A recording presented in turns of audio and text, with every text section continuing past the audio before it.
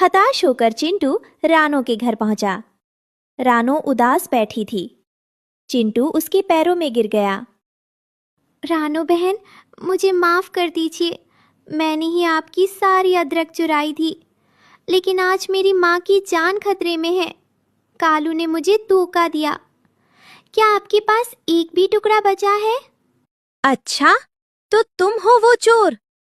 हमारी मेहनत चुरा कर अब भीख मांगने आए हो? रानो ने चिंटू को उठाया।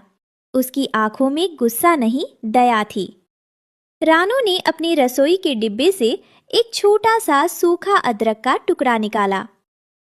चिंटू भाई, ये आखिरी टुकड़ा मैंने अपने बच्चों के लिए बचा कर रखा था, लेकिन अभी तुम्हारी माँ को इसकी ज्यादा जरूरत है। इसे ले जाओ और उनका काढ़ा बनाओ। बहन, मैंने आपका सब कुछ लूट लिया, फिर भी आप मेरी मदद कर रही है। माँ तो माँ होती है चिंटू, चाहे वो चूहे की हो या चिड़िया की। जाओ, देर मत करो। अपनी माँ को दवा देने के बाद चिंटू को बहुत गुस्सा आया। वो जंगल के सभी पक्षियों और पुलिस शेर सिंह को लेकर कालू की गुफा पर पहुंचा। उसने गुप्त रास्ता खोल दिया। यही है वो जगह। कालू ने सारी अदरक यहाँ छिपाई है। अरे, ये चूहा गद्दार है। ये झूठ बोल रहा है। खामोश! रंगे हाथों पकड़े गए हो कालू। अब तुम्हारी खैर नहीं।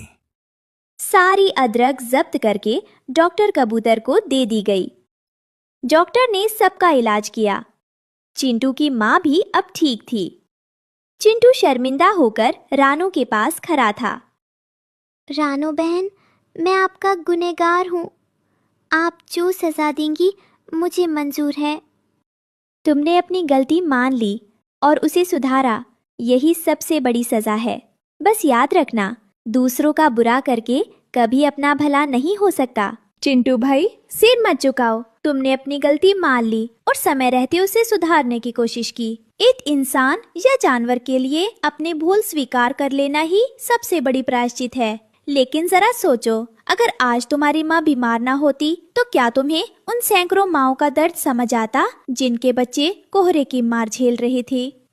स्वार्थ की पट्टी जब आंखों पर बनती है तो हमें सिर्फ अपना मुनाफा दिखता है, दूसरों की तड़प नहीं। ये अदरक सिर्फ एक फसल नहीं थी, ये पूरे जंगल की उम्मीद थी।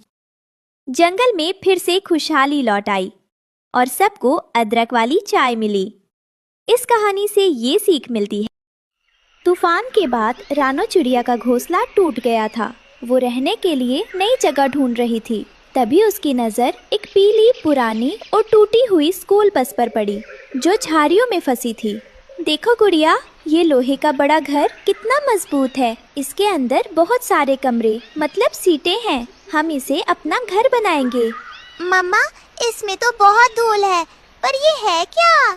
बेटा, ये ज्ञान का वाहन है। इसे स्कूल बस कहते हैं।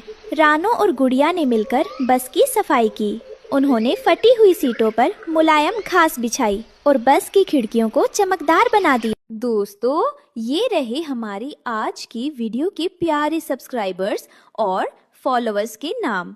मिथुन राजपूत, इरहा, आशा, समीर अंसारी और जो नहीं चुने गए, चिंता मत करो, अगली बार तुम भी बन सकते हो जंगल के सुपरस्टार। दोस्तों, अगर आप भी चाहते हैं मैं आपका नाम अपनी कहानी में लूं, तो देर किस बात की, जल्दी से कमेंट करके अपना नाम हमें भेजें। या अब ये सिर्फ हमारा घर नहीं, बल्कि जंगल के बच्चों के लिए ज्ञान का मंदिर बनेगा। रानो ने जंगल के सभी परिवारों को आमंत्रित किया। तोता, कबूतर और बुलबुल परिवार वहाँ जमा हुए। भाइयों और बहनों, मैंने बस को अपना घर बनाया है और मैं चाहती हूँ कि आपके बच्चे रोज वहाँ आएं। मैं उन्हें पढ़ना, लिखना और जीवन के गुण सिखाऊंगी। पढ़ाई? रानो बहन, हमें तो सिर्फ पेट भरना सीखना है। क्या पढ़ाई से पेट भरता है? देखो चिड़िया, अब मास्टर बन गई है। ये बच्चों का दिमाग खराब करेगी। कोई मत जाना इसके पास। शुरुआत में कोई नहीं आया। रानो उदास बैठी थी। तभी बुलबुल का छोटा बेटा चिंकू अपनी माँ के साथ आया। रानो, मेरा बेटा गाना तो जानता है, पर वो दुनिया को समझना चाहता है। क्या तुम इसे पढ़ाओगी? बुलबुल बहन, आज तुमने मेरी मेहनत सफल कर दी। आओ चिंकू, आज हम अक्षरों की दुनिया की सैर करेंगे। रानो बच्चों को बस की सीटों पर बिठाकर पढ़ाती थी। वो उन्हें बताती थी कि कौन सा फल जहरीला है और तूफान आने से पहले बादलों को कैसे पहचाने। मेरे नन्हे दोस्तों, देखो, ये जो नीला बादल है ये ठंडी हवा लाता है, लेकिन अगर बादल का रंग गहरा स्लेटी और नीचे की तरफ झुका हो तो समझ जाना कि तूफान आने वाला है। तब हमें ऊंचे पेड़ों को छोड़कर इस बस की मजबूत दीवारों में आ जाना चाहिए।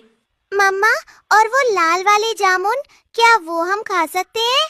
नहीं बेटा, याद रखना, हर चमकती चीज मीठी नहीं होती। जिन फलों पर कोई कीड़ा या पक्षी नहीं बैठता वे जहरीले हो सकते हैं। हमें हमेशा वही फल चुनना चाहिए जो कुदरत ने सबके लिए बनाए हैं।